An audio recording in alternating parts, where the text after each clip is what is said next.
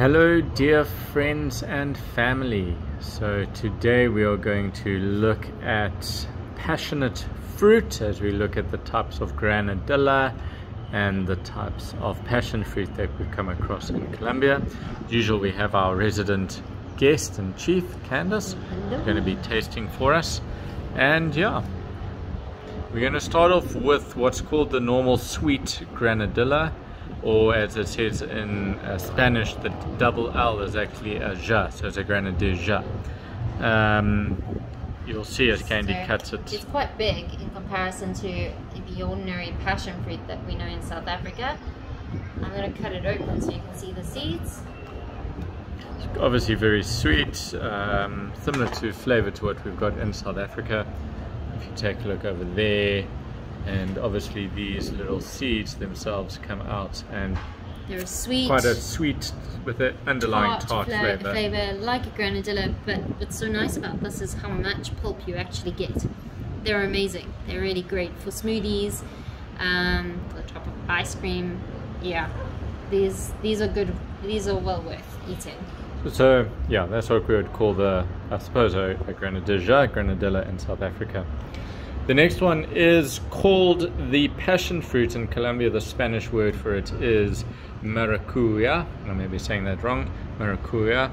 And you can see it's quite a bit more yellow. It's not as big, but it's also still got, I think if you shake it, you'll hear some stuff. So when you choose them in the shops, you should shake them and see how much pulp is inside of them or how much flesh is inside of them. Yeah. But they're quite unusual because if you listen to that, they've got quite a hard shell of an outside, and before you can eat them you actually need to crack the shell. So look how Candy does that. She cracks it. It's quite a thick yellow skin, but it's also soft, so it's quite a weird texture. You can almost break it with your hands. You're going to see the pulp is quite tart, but it's also got an interesting color. And so our friends Ben and Fed taught us that you have to break the shell or the skin around so that you can open it up. I'm going to try and do that as best as I can. Candy does that. So again, very different if you take a look at the Granadilla. You're going to see quite a nice white fleshy fruit inside. But interesting is that the seeds and the pulp are white. So I haven't opened this as nicely as I could have. Some people eat the skin, this white, fluffy, spongy stuff.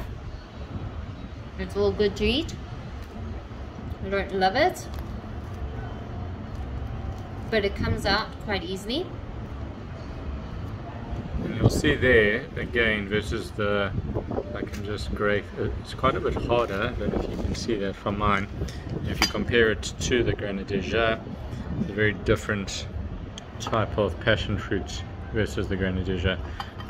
It's a bit tartar, not as sweet, and the pips themselves are quite chewy. So that's it, and you'd scoop that out quite easily from that. Then this one's quite interesting. The third one we're looking for looks like a banana. When I first saw it, I thought they were a banana. It is called the banana passion fruit, which is, yeah, because it looks like a banana. It's called a Curuba. It's got a yellow pulp and black seeds, and as I say, it's the banana passion fruit, often eaten raw.